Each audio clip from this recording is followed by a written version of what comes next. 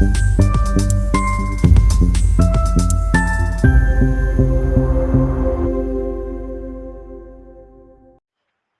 रोज अहमदाबाद जिले के धौलका शहर में प्रणम्य इंटरनेशनल स्कूल नेसड़ा रोड धौलका के कक्ष 7, 8, 9 के छात्रों ने धौलका शहर पुलिस स्टेशन का दौरा किया।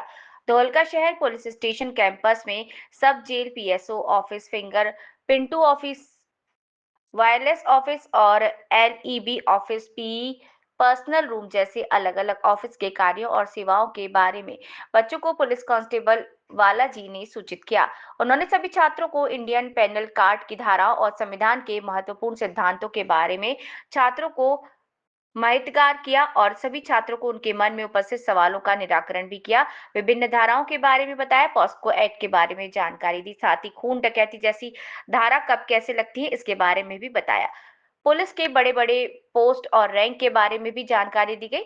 सभी छात्रों ने पुलिस और प्रशासन में कैसे काम किया जाता है, किस तरह की शिक्षा प्राप्त करनी होती है और पुलिस में कांस्टेबल से लेकर आईपीएस बनने के लिए यूपीएससी, जीपीएससी की परीक्षाओं के बारे में भी मार्गदर्शन दिया।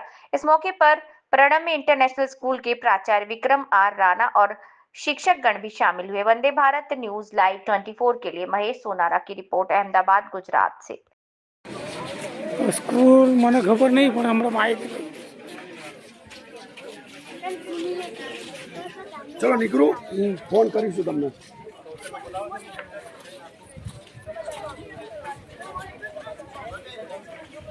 આવું આવું પોલીસ સ્ટેશન બીજું આ ટાઉનનું છે એવું ને એવું રૂરલ એરિયામાં એક બીજું પણ હોય, બરાબર?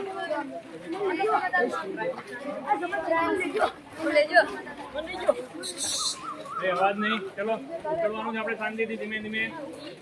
જે વાનમાં આપણે આવ્યા હતા એ જ વાનમાં આપણે બેસવાનું છે, બિલકુલ શાંતિ જાળવીને.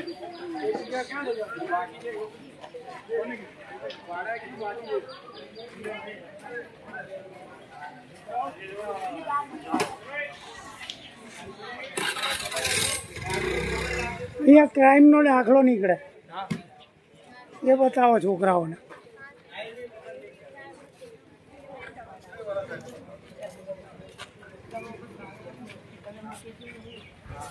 એ વાળાભાઈ એક આ ક્રાઇમ વિશે સમજાય દો અમને.